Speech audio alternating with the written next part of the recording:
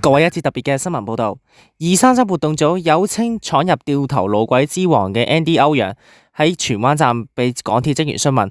係同掹手機入掉頭路軌有關。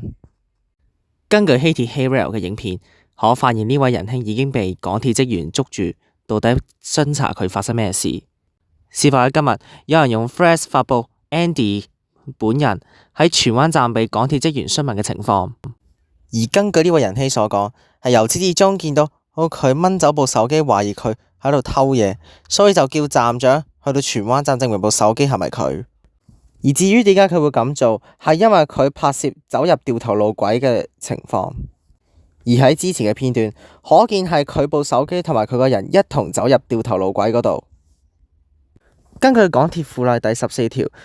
都用車撞擊物駛到任何人唔可以進入鐵路處所嘅非公眾區域，即係車廠嗰啲啦，違例者最高可以被罰款5000蚊㗎。而至於被港鐵職員詢問嘅呢單嘢，港鐵會唔會報警，暫時就未知道。213新聞綜合報導，呢節特別新聞報導完。